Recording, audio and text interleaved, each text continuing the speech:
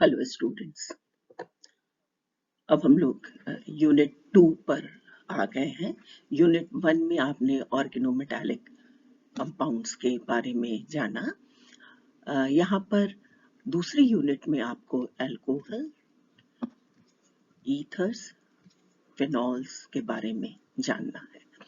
तो सबसे पहले हम लोग अल्कोहल को देखें और ये जानें कि अल्कोहल्स क्या है। तो हम पाते क्या है कि अल्कोहल्स जो सिस्टम है, तो वो क्या है सिस्टम। तो हमारे पास अल्कोहल जानने के लिए जो सबसे सही सिस्टम है वो है कि अल्कोहलिक ग्रुप, हमारा जो ग्रुप है उसका क्या है system, OH। OH functional group है। अब अगर ये एल्किल ग्रुप के साथ जुड़ता है, अनसैचुरेटेड सिस्टम के साथ जुड़ता है, तब तो हम इसे अल्कोहल कहते हैं। अगर यही एल्किल OH बेंजीन रिंग के साथ डायरेक्टली जुड़ जाए, तब ये अल्कोहल नहीं कहलाता है। क्या कहलाता है, फिनॉल।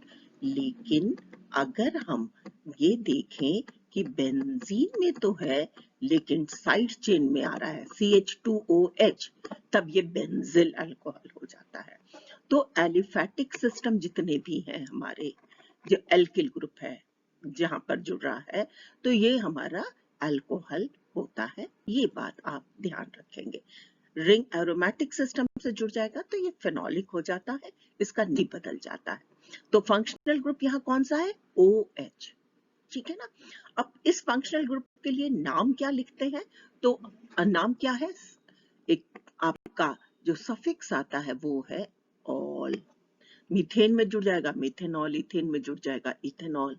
तो ये सारी चीजें आपको पता है, सिर्फ एक हमने आपको ब्रश अप कर दिया कि अल्कोहलिक सिस्टम में आपके पास OH ग्रुप डायरेक्टली कार्बन से जुड़ा हुआ है और जिसका नेचर कैसा है, एलिफैटिक। ठीक। अब अगला सवाल उठता है कि अल्कोहल्स को कैसे हम क्लासिफाई करें, क्या किस तरह से इसका क्लासिफिकेशन है। तो आप क्या पाएंगे कि हम इसको दो तरह से क्लासिफाई कर सकते हैं। पहला, on the basis of number of hydroxyl group, कि कितने हाइड्रोक्सिल ग्रुप हैं, उस बेसिस पे हम बताते हैं कि ये अगर एक है तो कहलाएगा मोनोहाइड्रिक, दो है तो क्या कहलाएगा, डाईहाइड्रिक, और तीन है तो क्या कहलाएगा, ट्राईहाइड्रिक अल्कोहल। तो और इससे ज्यादा हो जाएंगे तो हम इसे पॉलीहाइड्रिक सिस्टम कह देते हैं।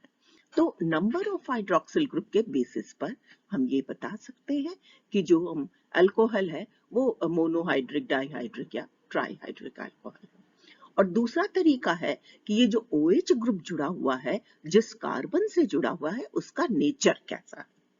ठीक है ना, वो जिस कार्बन से जुड़ा है उसका नेचर कैसा है। कार्बन कैसे हो सकते हैं आपके पास, प्राइमरी कार्बन हो सकता है कि नहीं, ये पूरा तीनों सिस्टम आपका H का हो जाए, या एक R हो जाए और यहाँ CH2 हो जाए, तो ये आपका प्राइमरी अल्कोहल हो गया। यहाँ पे देखें ये आपका प्राइमरी अल्कोहल हो गया। इसी तरह से R2CHOH हो गया तो सेकेंडरी अल्कोहल हो गया। R3CH हो गया तो ये क्या हो गया, टर्शरी अल्कोहल हो गया। तो प्राइमरी अल्कोहल में देखें तो CH2OH ग्रुप है, सेकेंडरी अल्कोहल में देखें तो CHOH ग्रुप है, और टर्शरी अल्कोहल में देखें तो COH है। अंतर क्या है कि टर्शरी अल्कोहल में कार्बन का नेचर कैसा है, टर्शरी। सेकेंडरी अल्कोहल में कार्बन का नेचर कैसा है, सेकेंडरी। और प्राइमरी अल्कोहल में कार्बन का नेचर प्राइमरी है। कार्बन दो हाइड्रोजन और एक एल्किल ग्रुप से जुड़ा हुआ है, या कार्बन तीन हाइड्रोजन से जुड़ा हुआ है। तो इस तरह से हमारा ये प्राइमरी, सेकेंडरी और टर्शरी अल्कोहल्स होंगे। यानी कि मोनोहाइड्रिक, डाईहाइड्रिक, ट्राईहाइड्रिक हो सकते हैं, और प्राइमरी, सेकेंडरी, टर्शियरी हो सकते हैं। अब यहाँ जो आपको देखना है वो ये है कि ये जो प्राइमरी, सेकेंडरी, टर्शियरी अल्कोहल है, क्या ये एक जैसे हैं या अलग अलग हैं। तो आपको देखने से ही लगता है कि एक जगह CH2OH ग्रुप है, फिर CHOH है, फिर COH है, कार्बन का नेचर भी अलग अलग है। तो ये सभी के सभी अलग अलग होंगे। एक जैसे नहीं होंगे। लेकिन अब सवाल उठता है हाउ वी कैन आइडेंटिफाई, क्योंकि OH ग्रुप तो सब जगह जुड़ा है, उसका नेचर प्राइमरी है कि सेकेंडरी है कि टर्शरी है। तो यहाँ पर आप देखेंगे कि how we can differentiate between primary, secondary and tertiary alcohol. और दूसरा ये है कि प्राइमरी और सेकेंडरी टर्शरी अल्कोहल को हम कैसे आपस में बदलेंगे, ठीक है, कि कैसे हमारा प्राइमरी से सेकेंडरी हो जाए, सेकेंडरी से टर्शरी हो जाए, वाइसी वर्सा, सेकेंडरी से प्राइमरी हो जाए, टर्शरी से प्राइमरी हो जाए। तो ये कन्वर्जन्स भी आप देखेंगे। अगला हाइड्रोजन बॉन्डिंग इन अल्कोहल्स है। हाइड्रोजन बॉन्डिंग इन अल्कोहल को हमने यहाँ बहुत डिस्कस नहीं किया है, और उसका कारण क्या है कि हाइड्रोजन बॉन्डिंग के बारे में आपको जानकारी है। तो किस तरह से यहाँ पर हाइड्रो बॉन्डिंग हो रही है, तो आपका ROH का सिस्टम है, तो H जाकर के, जैसे ये है ROH, है ना, ROH का सिस्टम है, तो ये जाकर के ये हो गया HOR, यहाँ पे हाइड्रोजन बॉन्डिंग प्रेजेंट है। तो हाइड्रोजन बॉन्डिंग की जानकारी है, तो हाइड्रोजन बॉन्डिंग की वजह से ये निश्चित है कि नेचर बदलता चला जाता है। तो हाइड्रोजन बॉन्डिंग इस सिस्टम में प्रेजेंट है। अगला यहाँ जो हमने बताया है वो है कि जो अल्कोहल्स हैं उनमें डिहाइड्रेशन आसानी से हो जाता है। तो डिहाइड्रेशन जब हो रहा है तो ये देखा गया कि आपके पास रिएक्शन में दो तरह से अलग अलग प्रोडक्ट मिलते हैं। तो उसका क्या मैकेनिज्म है वो आपके सामने आएगा।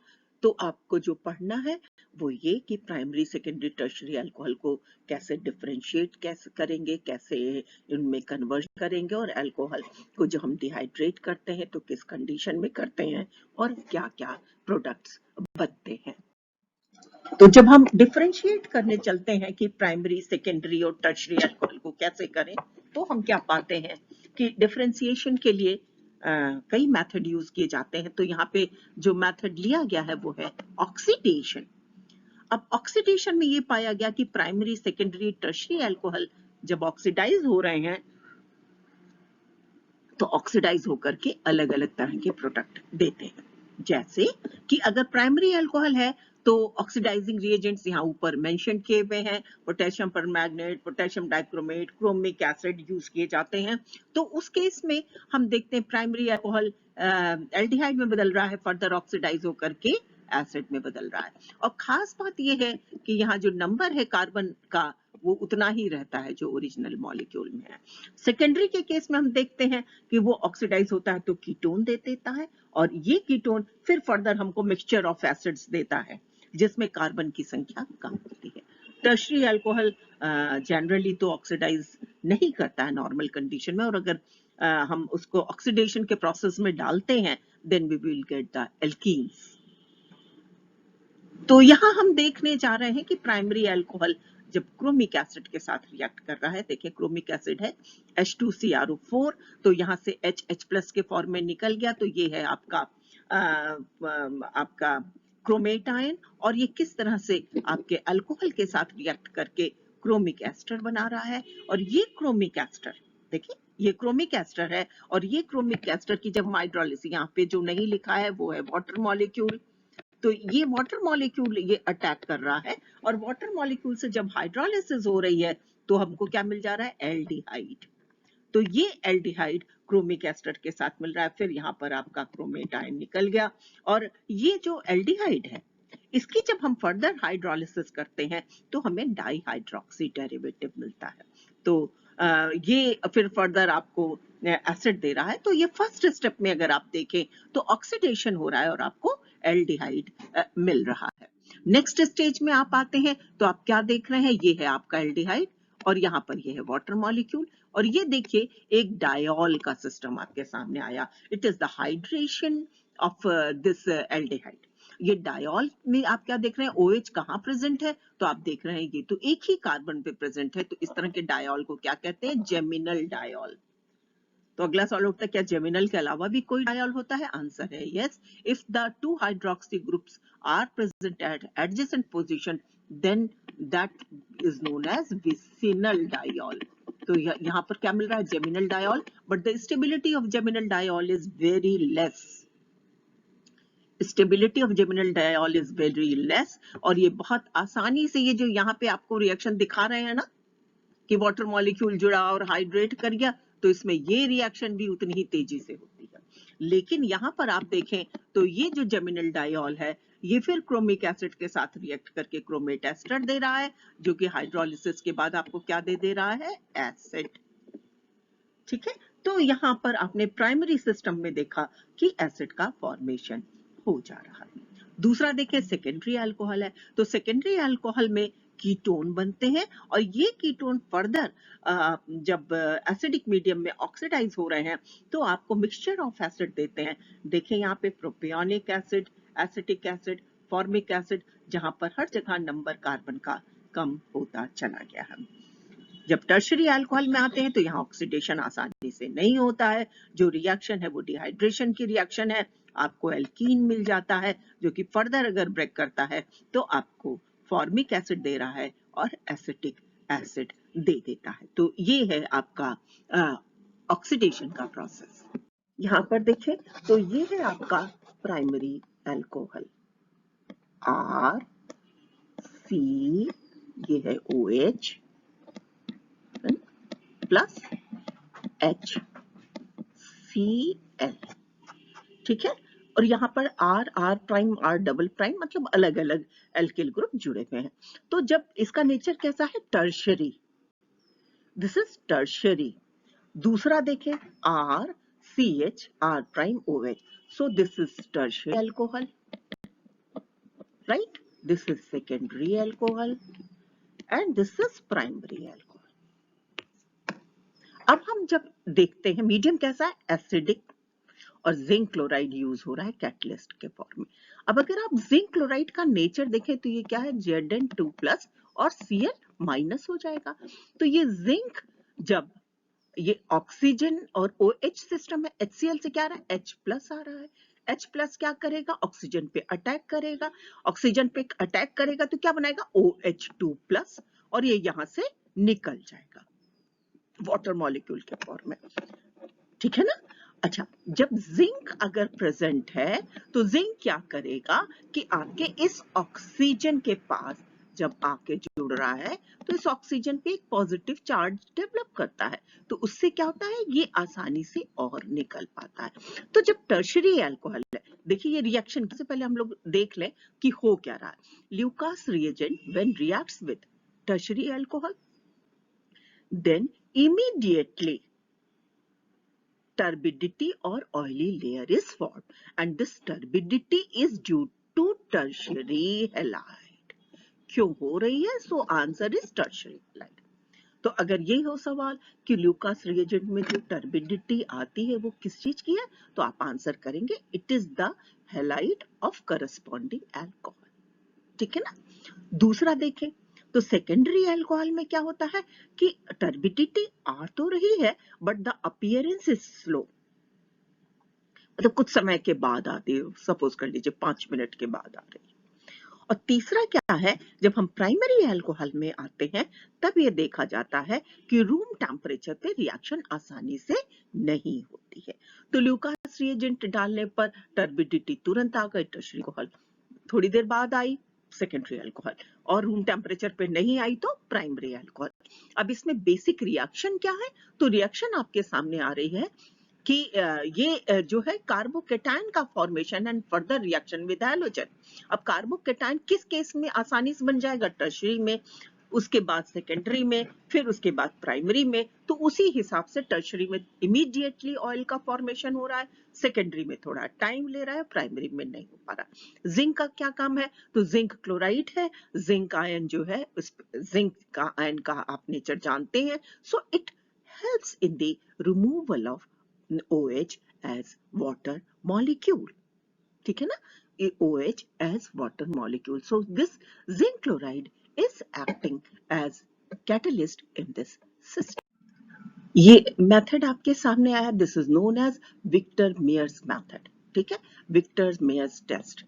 ठीक, अब यहाँ पर देखें तो ये इस बात पर डिपेंड करता है, इसका जो बेसिक है that is the nature of nitroalkane, that is the nature of nitroalkane. ठीक है, किसके साथ नेचर? नाइट्रस एसिड के साथ।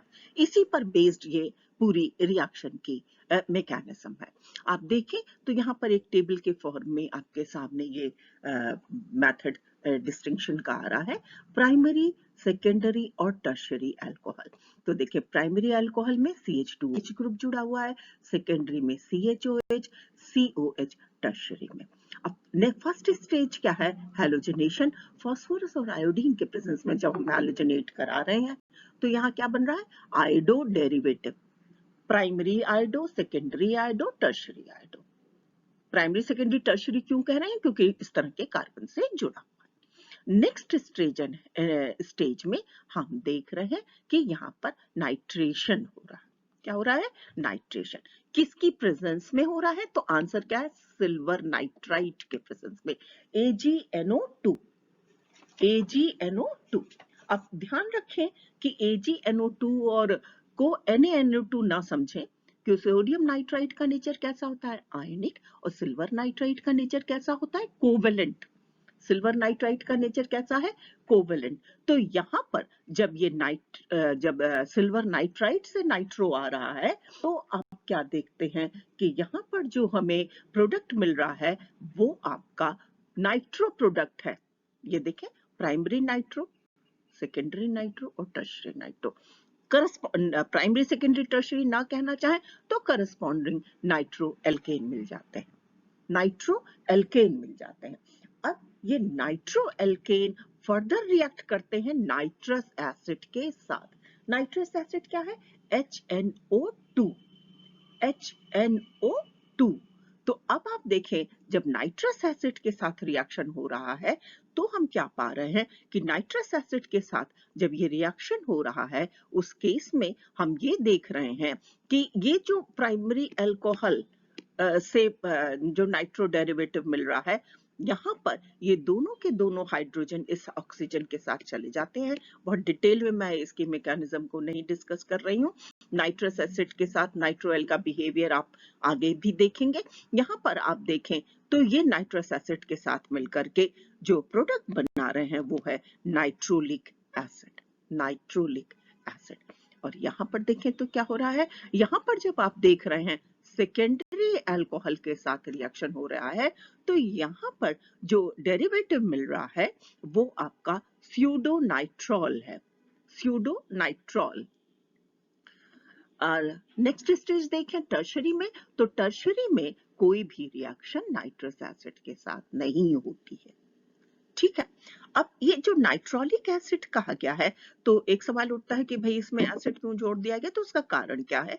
ये जो H है इसका नेचर कैसा है? एसिडिक। एसिडिक। और यहां पर देखें तो ये एसिडिक नेचर नहीं प्रेजेंट है। और तीसरे केस में देखें तो कोई रिएक्शन ही नहीं हुई है। अब इसको जब हम वर्कअप करते हैं पोटेशियम हाइड्रोक्साइड के साथ, कि इसमें हम क्या देखते हैं? ये स्ट्रॉन्ग बेस है, ये एसिड है, तो यहाँ पर हमको एसिड बेस रिएक्शन होकर रेड कलर मिल जाता है। लेकिन जब हम आते हैं सेकेंडरी अल्कोहल में तो सेकेंडरी अल्कोहल में अब कोई एसिडिक हाइड्रोजन नहीं है। सेकेंडरी अल्कोहल में कलर जरूर मिलता है but this is not the acid base reaction, लेकिन एक ब्लू कलर हमको मिल जाता है। टर्शरी अल्कोहल में कोई चेंज नहीं आता है, जिस तरह का आपका टर्शरी अल्कोहल है एज सच वैसा ही सिस्टम मिलता है। तो ये विक्टर मेयर्स मेथड एक इम्पॉर्टेंट मेथड है and the basic of the method is the behavior of nitroalkane towards nitrous acid. Behavior of nitroalkane. This is the nitroalkane. ये देखें, this is the nitroalkane. Behavior of nitroalkane towards nitrous acid. तो हम alcohol से पहले नाइट्रोएल्केन बनाते हैं और nitrous acid के साथ रिएक्शन कराते हैं। तो एक जगह में नाइट्रोलिक एसिड मिल रहा है, दूसरी जगह हमें करस्पॉन्डिंग एसिड नहीं मिल रहा है, लेकिन हमने उसका नाम दिया है नाइट्रॉल और दिस इज स्यूडोनाइट्रॉल। और थर्ड प्लेस पे टर्शरी सिस्टम में हम क्या पाते हैं कि यहाँ कोई भी रिएक्शन नहीं होती है। स्ट्रॉन्ग बेस के साथ जब हम रिएक्शन करा रहे हैं तो हमें अलग अलग तरह के बिहेवियर देखने को मिलते हैं। एक जगह एसिड बेस रिएक्शन है, दूसरी जगह कोई एसिड बेस रिएक्शन नहीं है, लेकिन फिर भी यहाँ पर किन्हीं और कारणों से हमें ब्लू कलर मिलता है और टर्शरी अल्कोहल में ये रिएक्शन नहीं होती है। तो इस तरह से विक्टर मेयर मेथड की मदद से भी हम ये आसानी से जान सकते हैं कि हमारा जो अल्कोहल है वो प्राइमरी है, सेकेंडरी है या टर्शरी है। तो आपने देखा 3 ऑक्सीडेशन हो रहा है, दूसरा ल्यूकास रिएजेंट है जो बहुत इजी टू यूज और इजी टू हैंडल है, और तीसरा विक्टर मेयर्स मेथड है। तो इन 3 मेथड के मदद से हम पता कर सकते हैं कि हमारा जो अल्कोहल है बिहेवियर क्या। इस स्लाइड में आपके पास आया कि किस तरह से आप प्राइमरी, सेकेंडरी, टर्शरी अल्कोहल को आपस में बदल सकते हैं। आपस में कहने का मतलब है कि आप प्राइमरी है तो सेकेंडरी में चले जाइए, सेकेंडरी है तो टर्शरी में चले जाइए, सेकेंडरी है तो प्राइमरी में चले जाइए, टर्शरी है तो सेकेंडरी में चले जाइए, प्राइमरी है तो टर्शरी में चले जाइए, टर्शरी है तो प्राइमरी में चले जाइए। तो किस तरह से इंटर कन्वर्जन कर सकते हैं?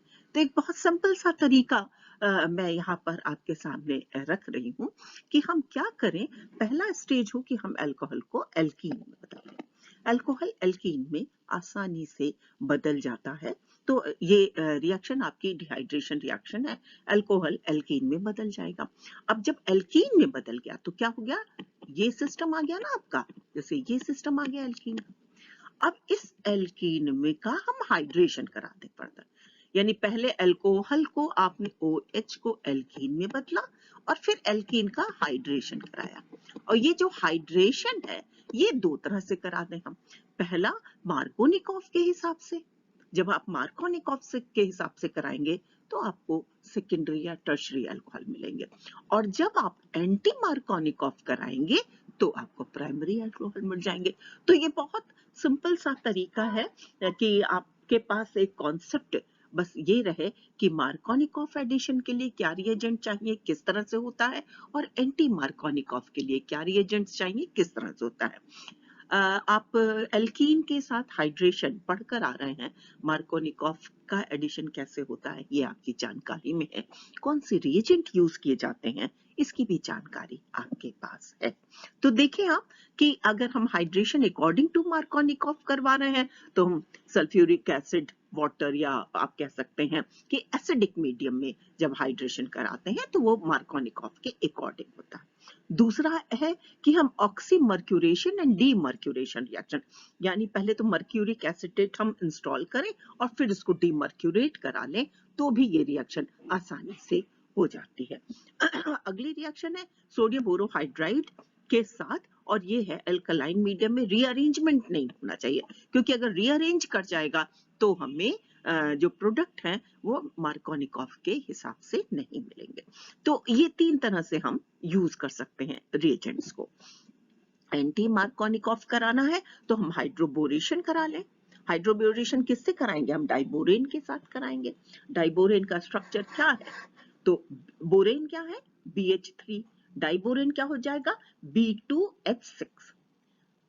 ठीक है ना। तो ये ध्यान रखें कि जो बोरेन का सिस्टम है वो स्टेबल कॉम्प्लेक्स बनाता है साइक्लिक ईथर के साथ, लाइक THF। किसके साथ बना लेता है, THF के साथ। ये आपका बोरेन जो है वो आपका एक स्टेबल कॉम्प्लेक्स बनाता है, जो कि देखा जाए तो लुईस एसिड बेस कॉम्प्लेक्स है और मार्केट में अवेलेबल रहता है, जिसको कि हम हाइड्रोबोरेशन के लिए यूज करते हैं। जब भी हम हाइड्रोबोरेशन कराते हैं तो उस केस में फर्दर जब हाइड्रोलिसिस कराते हैं तो हमें देखते क्या है कि जो प्रोडक्ट मिलते हैं वो एंटी मार्कोनिकॉफ के हिसाब से मिलते हैं। अब यहाँ पर देखें तो पहला कन्वर्जन, इन दोनों को ध्यान रखेंगे प्लीज, क्या एक reagents for hydration according to and reagents for hydration anti. अब हम लोग सबसे पहले सिस्टम में आते हैं, this is the conversion of primary alcohol to secondary alcohol. ठीक है, यहाँ देखिए प्राइमरी अल्कोहल क्या लिया गया है, प्रोपेनॉल। ठीक, प्राइमरी है, CH2OH ग्रुप जुड़ा है।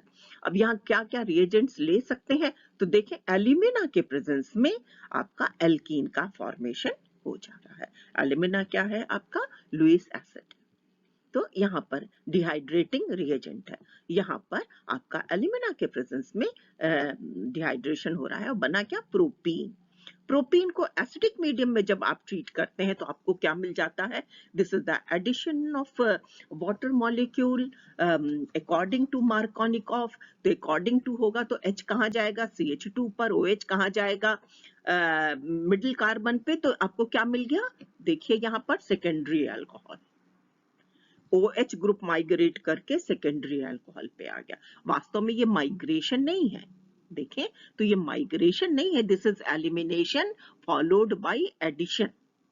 This is the elimination of water molecule and then addition of water molecule to produce the secondary alcohol. एक दूसरा मेथड नीचे आपके सामने आ रहा है, इसको भी देखें, ये भी आप यूज कर सकते हैं कि ये है आपका अल्कोहल प्राइमरी। इसका ऑक्सीडेशन कराएंगे तो बनेगा एल्डिहाइड। ये एल्डिहाइडिक सिस्टम बन रहा है, ये ऑक्सीडेशन हो रहा है। ये अभी आप थोड़ी देर पहले देख चुके हैं कि कैसे हम ऑक्सीडेशन करा सकते हैं, किन रिएजेंट्स के प्रेजेंस में करा सकते हैं। प्राइमरी है तो क्या बनेगा, सेकेंडरी है तो क्या बनेगा। तो ये प्राइमरी अल्कोहल है तो इसने क्या दिया? एल्डिहाइड दे दिया। इसी तरह से और अल्कोहल है, ये रिएक्ट किसके साथ कर रहा है? तो आंसर है मैग्नीशियम के साथ कर रहा है और हैलाइड के साथ कर रहा है। तो ये क्या दे रहा है? Grignard reagent. CH3 CH2 MgBr। Actually ये अल्कोहल पहले हैलाइड बना ले रहा है, ये एल्किल हैलाइड बनेगा जो मैग्नीशियम से जुड़ करके एल्किल मैग्नीशियम हैलाइड बनाएगा। अब ये ग्रिग्नार्ड रिएजेंट जब एल्डिहाइड से रिएक्ट करता है, ये रिएक्शन अभी आप पढ़ चुके हैं कि ग्रिग्नार्ड रिएजेंट जब फॉर्मल्डिहाइड से रिएक्ट करता है तो प्राइमरी अल्कोहल देता है, एल्डिहाइड अदर देन फॉर्मल्डिहाइड से करता है तो सेकेंडरी अल्कोहल देता है, और कीटोन से करता है तो टर्शियरी अल्कोहल देता। तो ये वही रिएक्शन यहाँ यूज की गई है। जो रिएक्शंस आप पढ़े हैं उन्हीं को आपको चैनलाइज करना है कि किस तरह से हम यूज करें तो हमारा डिजायर्ड प्रोडक्ट मिल जाए। तो देखें, ये है एल्डिहाइड ऑक्सीडेशन से मिला हुआ, ये है ग्रिग्नार्ड रिएजेंट, ये आपस में रिएक्ट कर रहे हैं, ये रिएक्शन आपकी पढ़ी भी है। Then you will get the secondary alcohol. तो किस तरह से प्राइमरी से सेकेंडरी अल्कोहल आप बना सकते हैं, ये आपके सामने। अब यहाँ देखें तो यहाँ पर दूसरा है कि आप प्राइमरी से किस तरह से टर्शियरी अल्कोहल बना रहे हैं। यहाँ पे देखें प्राइमरी कार्बन से जुड़ा है और यहाँ पे टर्शियरी से। तो पहला स्टेज क्या है? देखें पहला स्टेज यहाँ पर भी आपका एलिमिनेशन है, डिहाइड्रेशन है, फॉर्मेशन ऑफ एल्कीन है। तो एल्कीन कौन सा बना? CH3CH CH double bond CH2। देखें CH3 CH3 C double bond CH2 ये है। अब इसमें हमें एडिशन कैसे कराना है? तो आंसर आया अकॉर्डिंग टू।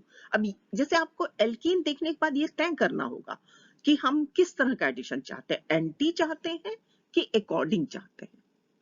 तो अगर हम एंटी टू मार्कोनिकॉफ एडिशन चाहते हैं तो रिएजेंट्स हम अलग यूज करेंगे, अकॉर्डिंग टू चाहते हैं तो अकॉर्डिंग वाले रिएजेंट यूज करेंगे। अब इसमें अगर आप देखें तो हम क्या चाहते हैं? OH किस पोजीशन पे जाए? इस पोजीशन पे जाए। तो क्या हो जाएगा? This is according to Markovnikov rule. तो ये हमने यूज कर लिया, हमें प्रोडक्ट मिल गया।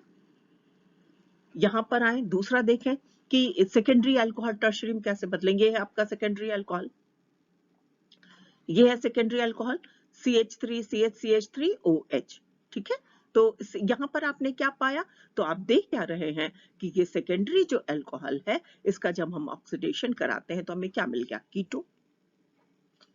क्यों? ठीक है ना, सेकेंडरी अल्कोहल है तो कीटोन मिल गया। और एक रिएक्शन है ना, कीटोन मेथिल ग्रिग्नार्ड रिएजेंट के साथ जब रिएक्ट करेगी और फर्दर हाइड्रोलिसिस करा देंगे तो क्या देता है? Tertiary alcohol.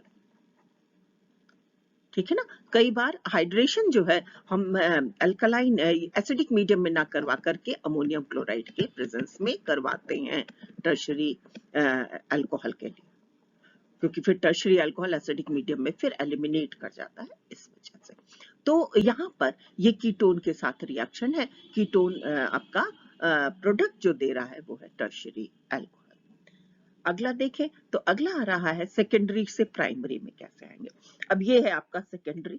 सबसे पहले आपने प्रोपीन बना लिया। अब यहाँ पर आपको तय करना है कि OH आप इस पोजीशन पे चाहते हैं कि इस पोजीशन पे चाहते हैं। तो आप देख रहे हैं कि अगर इस पे हम लाएंगे तब तो फिर ये ओरिजिनल मॉलिक्यूल मिल जाएगा। तो हम इस पोजीशन पे चाहते हैं। इस पोजीशन का मतलब क्या है?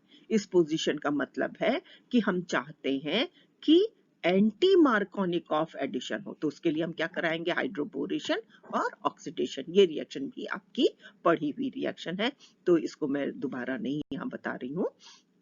तो हाइड्रोबोरेशन और ऑक्सीडेशन जब हम कराएंगे तो हमको प्राइमरी अल्कोहल मिल जाता है।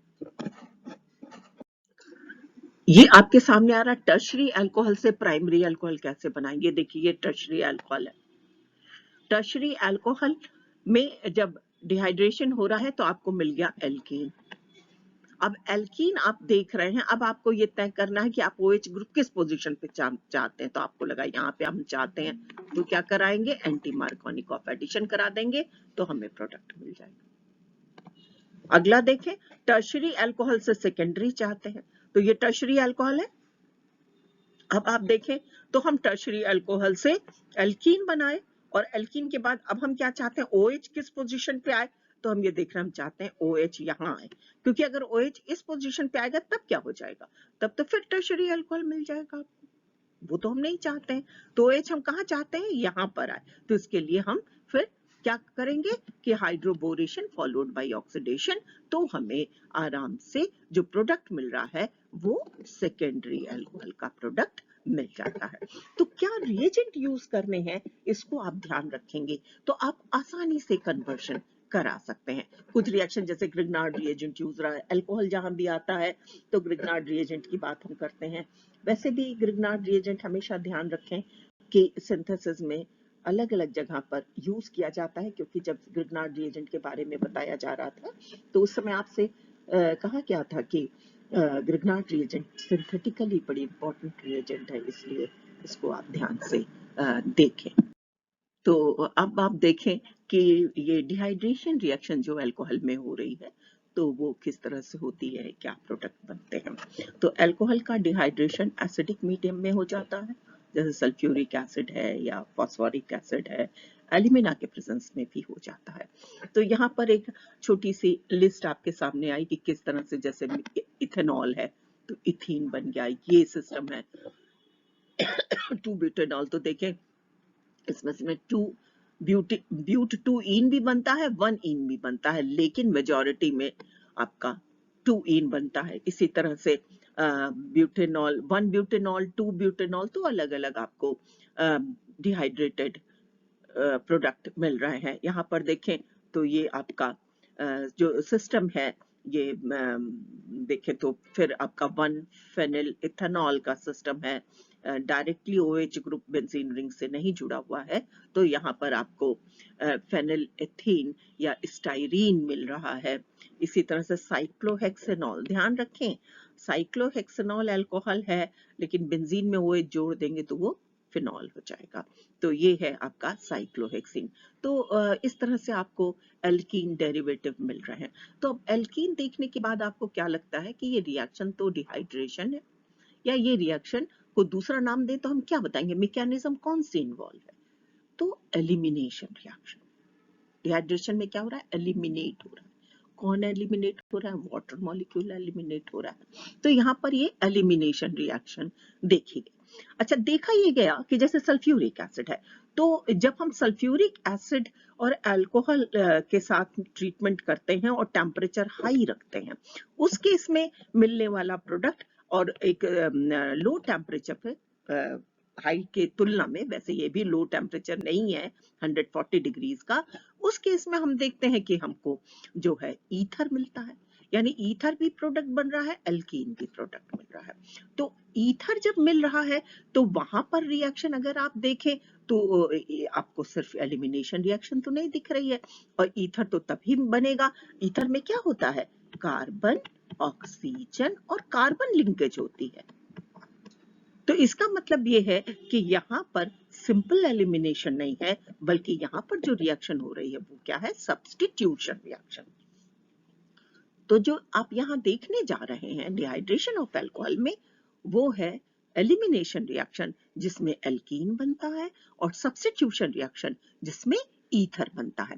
देखा ये गया कि एलिमिनेशन में भी E1 रिएक्शन भी हो रही है, E2 रिएक्शन भी हो रही है, इसी तरह सब्स्टिट्यूशन में आपका SN1 भी हो रही है और SN2 रिएक्शन भी हो रही है। तो ये दो तरह से ये रिएक्शन चलती जाती है। तो इसके थोड़ा सा टेम्परेचर को ध्यान रखिएगा, क्योंकि अगर alcohol with sulphuric acid at 160 170 means the formation of alkene, alcohols with sulfuric acid around 140 that means the formation of ether।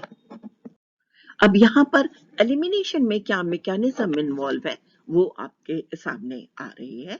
Reaction किस में हो रहा है, तो आप देख रहे हैं कि रिएक्शन एसिडिक मीडियम में हो रहा है। ये है आपका अल्कोहल और ये है आपका H+।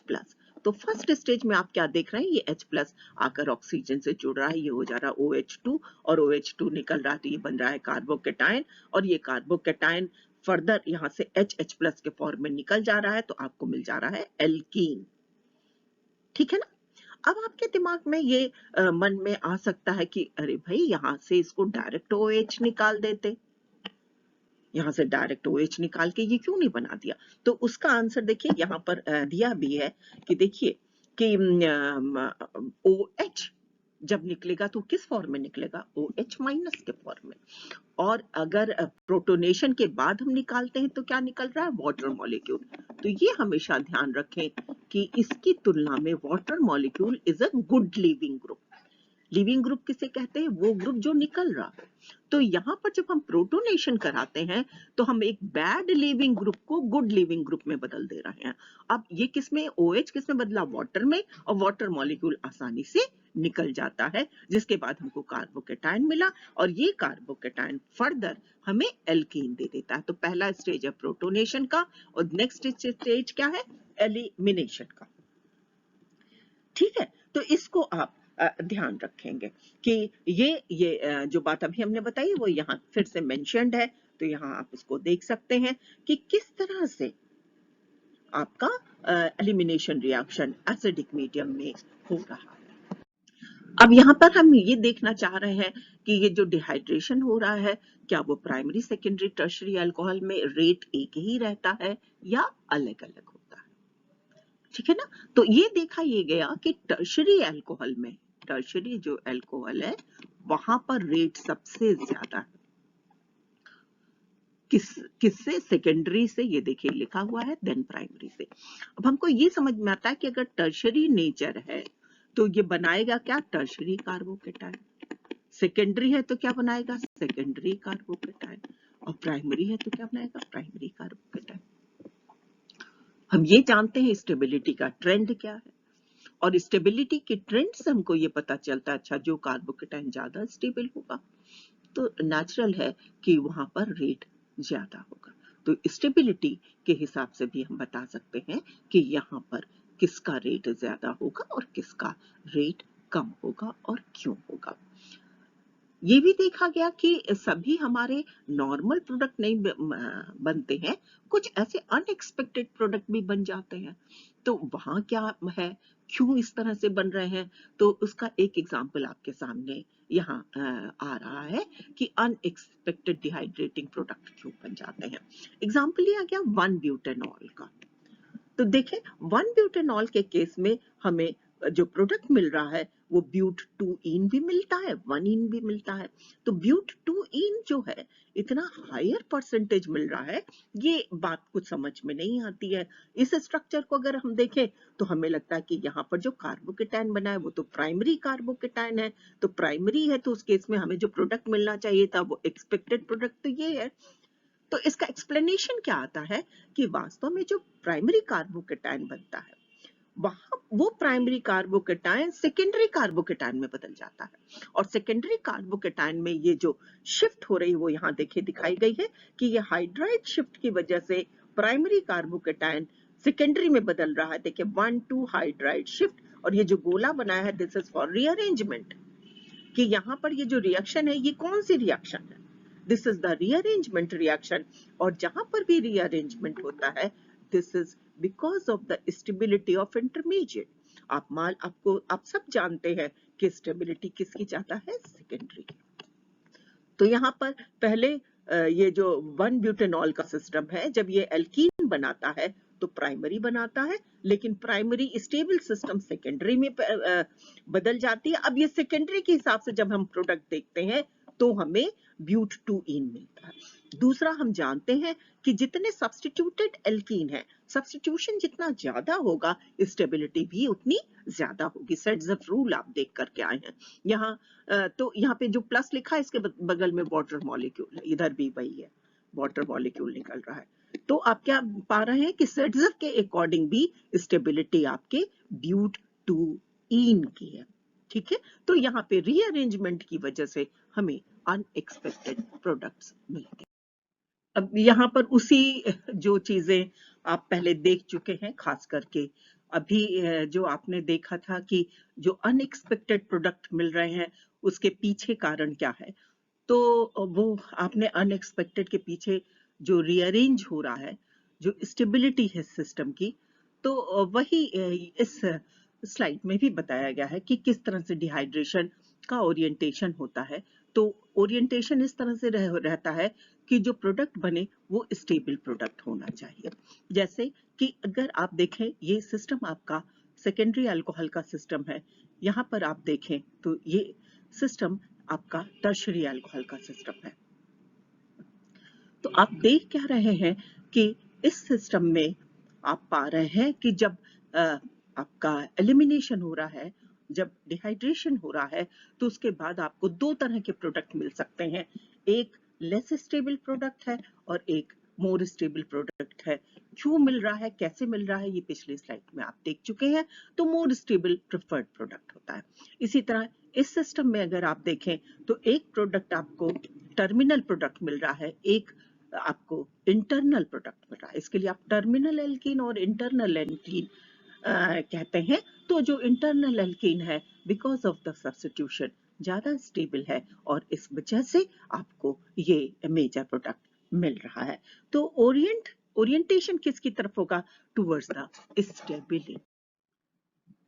तो यहाँ पर आप देखें, डिहाइड्रेशन हो रहा है और बन क्या रहा है? ईथर। इसके पहले आपने देखा था कि डिहाइड्रेशन हो रहा था और वहां पर आपको एल्कीन मिल रहा था। ईथर जब मिल रहा है तो मोड ऑफ रिएक्शन है सब्स्टिट्यूशन। कौन सी रिएक्शन है? सब्स्टिट्यूशन। और यहाँ पर मोड SN1 भी है और SN2 भी है। किस तरह से रिएक्शन प्रोसीड कर रही है, तो उसका एक एग्जाम्पल सामने आ रहा है। ये है ethyl alcohol. Ethyl alcohol sulphuric acid के साथ टेम्परेचर देखें 140 डिग्रीज है और यहाँ पर आपको क्या दे रहा है? डाई एथिल ईथर, ठीक है, या इथॉक्सी ईथेन, इथॉक्सी ईथेन। और डिहाइड्रेशन है तो वाटर मॉलिक्यूल निकल के। अब एग्जैक्टली किस तरह से रिएक्शन हो रही है वो आपके सामने आ रहा है। देखिए, फर्स्ट स्टेज है प्रोटोनेशन का, ये है अल्कोहल। फर्स्ट स्टेज है प्रोटोनेशन का और ये प्रोटोनेटेड डेरिवेटिव फर्दर इस प्रोटोनेटेड डेरिवेटिव पे अटैक करता है आपका अल्कोहल। और ये अल्कोहल जब अटैक करता है तो आपको डाई इथॉक्सी ईथेन का प्रोटोनेटेड डेरिवेटिव दे रहा है, जहां से डीप्रोटोनेशन के बाद डाई एथिल ईथर बन जाता है। मोड ऑफ रिएक्शन देखें तो ये क्या आती है? SN2। SN2 रिएक्शन है। अगर ये SN1 होती, उस केस में क्या होता कि आपका जो मोड ऑफ रिएक्शन होता वो बदल चुका होता। ठीक है, तो ये SN2 रिएक्शन है। आप देखें तो ऑक्सीजन अटैक कर रहा है। आप देखें तो ऑक्सीजन अटैक कर रहा है। ऑक्सीजन का नेचर कैसा है? न्यूक्लियोफिलिक। तो ये न्यूक्लियोफाइल अटैक कर रहा है, बैक साइड से अटैक कर रहा है और यहाँ से ये ग्रुप निकल जा रहा है और आपको मिल जा रहा है ईथर। दूसरी मोड है, ये देखें यहाँ पे SN1, जिसमें कि कार्बोकेटाइन बनता है और ये कार्बोकेटाइन, इस कार्बोकेटाइन पर ये न्यूक्लियोफाइल अटैक करता है और आगे के स्टेप बिल्कुल वही हैं जो आप पहले देख चुके हैं और आपको प्रोडक्ट मिल जाता है। तो मोड ऑफ रिएक्शन SN1 हो सकती है, SN2 हो सकती है। देखा ये गया कि प्राइमरी अल्कोहल के केस में SN2 के थ्रू प्रोसीड करता है, टर्शरी अल्कोहल के केस में SN1 के थ्रू रिएक्शन प्रोसीड करती है। और सेकेंडरी के केस में जो रिएक्शंस होती हैं वो SN1 भी होती हैं। और सेकेंडरी के केस में देखें, यहाँ पे हमने इसको मेंशन भी किया है कि सेकेंडरी के केस में SN1 भी होती है और SN2 भी होती है। तो ये कुछ आपको अल्कोहल्स के बारे में डिटेलिंग करनी थी जो आपके सामने है।